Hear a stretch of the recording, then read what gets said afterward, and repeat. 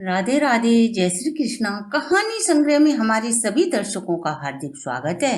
दर्शकों, आज हम आपके लिए माघ स्नान के महात्म्य के 25वें दिन की कथा लेकर आए हैं। इससे पहले प्रथम 1 से 24 दिन की कथा के वीडियो मैंने अपने चैनल पर डाल रखे हैं। आप उन सभी महात्म्य को सुनकर संपूर्ण माघ मास के स्नान के महात्म्य का पुण्य फल प्राप्त कर सकते हो। दर्शकों, माघ मास में कुल 28 अध्याय होते हैं और प्रत्येक अध्याय का अपना धार्मिक महत्व होता है।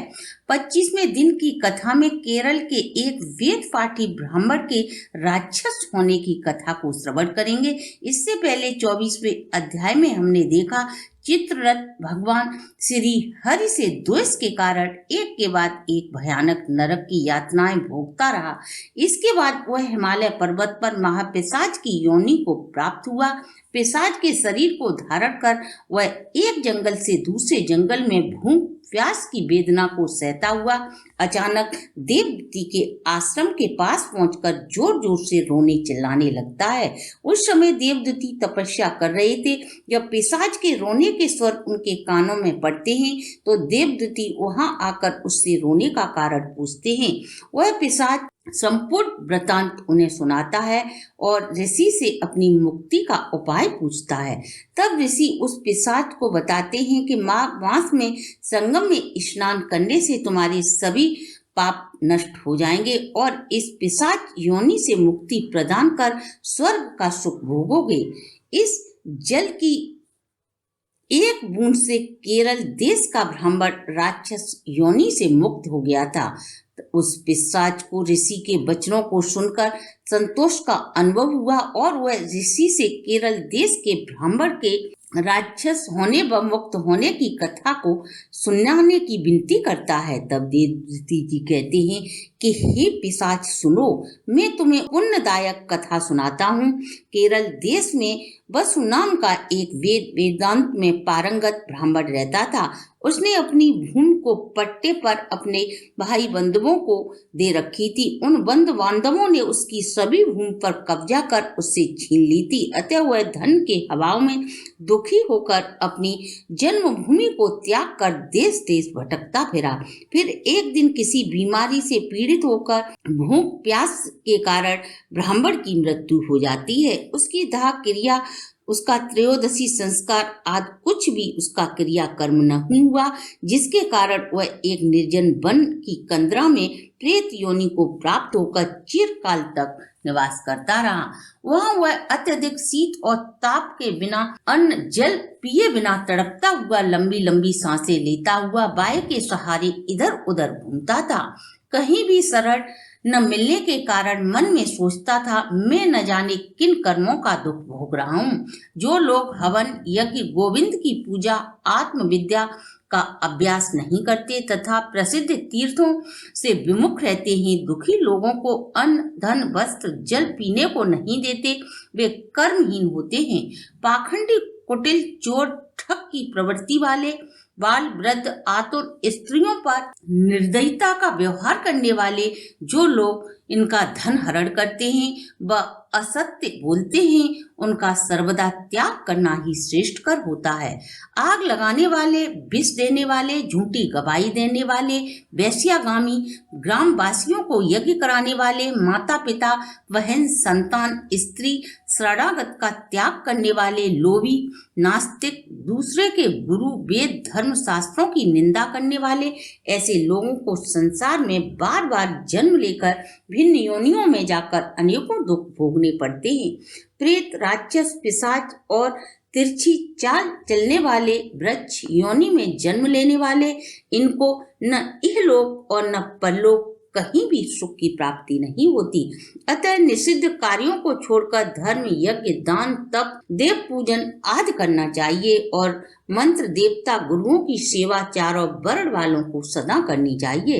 इस प्रकार धर्म का उपदेश करके उस ब्राह्मण ने फिर कहा, हे पिशाच, उस केरल प्रेत ने उस पर्वत पर वास करते हुए बहुत समय व्यतीत किया।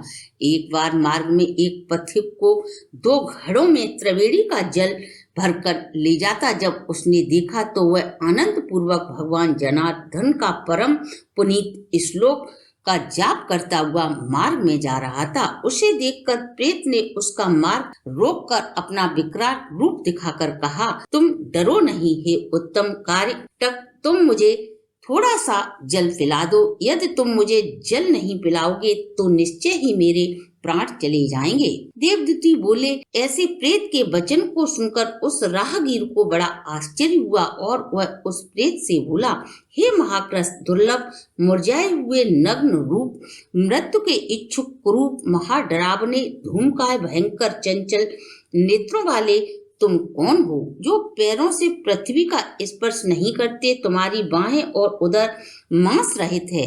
पथिक के ऐसे वचनों को सुनकर वह प्रेत बोला, हे धर्मनिष्ठ, किस कारण मेरी यह दशा हुई है वह कारण सुनो। मैं लोभी, मलिन, क्रिया रहित ब्राह्मण था। सदा दूसरों के अन्न से पनपता और दान दक्षिणा में जो भी फल फूल मिठाई मिलते उन्हें अकेले ही खा लेता था। न कभी दूसरे के दुख से दुखी हुआ और न कभी मैंने किसी को एक ग्रास दान ही दिया। मैंने कभी भी कोई दान पुण्य धर्म का कार्य नहीं किया। न मैंने अपने खाने में से बलि ग्रास फेंका, न प्यासे को कभी पानी पिलाया, न कभी पितरों का श्राद्ध किया और न तर्पण किया, न कभी देवताओं की पूजा की, न किसी दीन दुखी ब्राह्मणों को छाता, जूता, कंबल, औषधि का दान दिया, न किसी अतिथि का सत्कार किया, न किसी अंधे, वृद्ध, अनाथ आदि को अन्न जल से संतुष्ट किया, न कभी गौ ग्रास दिया, न ही अग्नि में हवन किया। व्यतिपात में स्वर्गदान, संक्रांत व सूर्य ग्रहण व चंद्र ग्रहण में कोई भी दान पुण्य नहीं किया। दूसरी पवित्र तिथियां, कार्तिक मास की मुख्य तिथि, पितृपक्ष व माघ व अन्य मनवाद तिथियों में भी कभी ब्राह्मणों को दान देकर संतुष्ट नहीं किया। पुष माह में जाड़ा लगने पर स्नान आदि करने वाले किसी भी पथिक को कभी लकड़ी देकर अग्नि से नहीं तपाया। शीतकाल में ठिठुरते लोगों को कभी भी कंबल वस्त्र दान नहीं किए। न वैशाख जेठ के महीने में किसी को ठंडा पानी पिलाया, न कभी पीपल बरगद के वृक्ष लगाए, न किसी लाचार बंधन में जकड़े हुए प्राणी को बंधन से मुक्त कराया, न कभी 3 रात तक एकादशी का व्रत कर भगवान मधुसूदन को तृप्त किया। हे ध्वज, न मैंने कभी कृच्छ, अतकृच्छ, तृप्त कच्छ और शांत तंपन पुण्य तथा चंद्रायण व्रतों से अपना शरीर ग्रस किया, जिसको इंद्र आदि देवताओं ने किया था। हे ब्राह्मण, मेरे पूर्व जन्म के बड़े क्रूर पापों के कारण इस जन्म में मेरी ज्ञान रहित यह गति हुई है। इस पर्वत पर भेड़ियों और सियार द्वारा मारे गए पशुओं का बहुत सा मांस पड़ा है। तोते इत्यादि के द्वारा खाए गए फल और नाना प्रकार के सुंदर सुगंधित रस भरे मुलायम एवं मीठे खाने योग्य बहुतेरे फल फूल भी हैं। सर्वस्त्र स्रोत, झरने आदि का मधुर जल भी है, जो सभी पदार्थ सहज ही इस पर्वत पर मिल जाते हैं, परंतु देव इच्छा न होने के कारण मैं कुछ भी नहीं खा सकता। सर्प की तरह केवल हवा पीकर ही जीवित रहता हूँ। बुद्धि, बल, मंत्र, पुरुषार्थ, विक्रम, सहायता आदि कर्मों से मनुष्य का सदा अलभ्य वस्तु को प्राप्त नहीं करता है।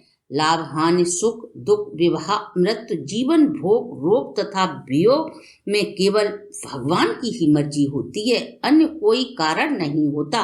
कुरूप, अकुलीन, मूर्ख, कुकर्मी, निंदित, सूर, पराक्रमहीन, काने, लूले, गंजे, रोगी, नीतिहीन, निर्गुण, निपुंसक मनुष्य भाग्य से ही राज सुख भोगते हैं।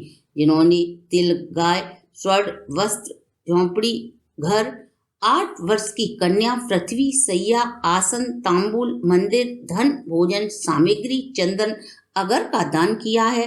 वन मार्ग में, पर्वत के आगे भाग में, गांव अथवा नगर में ऐसे भाग्यशाली पुरुषों के भोग यत्न पूर्वक आगे आगे चलते हैं। इस पर्वत पर और भी बड़े बड़े पिशाच, पिशाची और भयंकर राक्षस हैं। उनमें से कभी कोई कहीं पर अपने कर्म के अनुसार वन में घूमते हुए अन्न जल प्राप्त करते हैं। ऐसा सुनकर आपको भय उत्पन्न नहीं होना चाहिए, क्योंकि वैष्णव भक्त ही आप धार्मिक लोगों की पवित्रता की रक्षा करता है। कोई भी पीड़ा आपको नहीं पहुंचा सकता। ग्रह, नक्षत्र, देवता लोग पवित्रता की रक्षा सर्वदा करते हैं। यह सब राक्षस गोविंद के पवित्र भक्त की तरफ देखने की चेष्टा भी नहीं कर सकते। जो लोग नारायण की भक्ति में लीन रहते हैं उनको राक्षस, प्रेत, पूतना, भूत, बेताल, गंधर्व, शाकिनी, डाकिनी, रेवती, मुखमंडली, यक्ष, क्रूर, बालग्रह, दुष्ट, बुध ग्रह, मातृका ग्रह, भयंकर तथा अन्य विनायक आदि ग्रह, कृत्या, सर्प आदि जितने भी दुष्ट जंतु हैं वह पवित्र वैष्णव ब्राह्मण की तरफ देख भी नहीं सकते। छूने की तो बात ही अलग है। पवित्र की सभी प्राणी जीव जंतु रक्षा करते हैं। जिसकी जिब्या पर हमेशा हरि का नाम रहता है, हृदय में धर्म ग्रंथ रहते हैं, उनको कभी भी कोई भी कहीं भी हानि नहीं पहुंचा सकता। हे ब्राह्मण, मैं इस प्रकार अपने कर्मों का फल यहाँ भोग रहा हूँ। एक बार जामवालिनी नदी के किनारे पर घूमते हुए मैंने सारस द्वारा कहे गए वचनों को सुना, अतः बार बार विचार करने के कारण मैं दुखी नहीं होता हूँ। इसके साथ ही माघ मास के स्नान के पवित्र महात्म्य को यही विश्राम देते हैं। आप व आपके परिवार पर सदा हर की कृपा बनी रहे, इसी शुभकामना के साथ आज की वीडियो को हम यहीं विश्राम देते हैं। अगर आपको हमारी प्रस्तुति अच्छी लगी हो तो आप हमारे चैनल को लाइक, सब्सक्राइब और शेयर करें।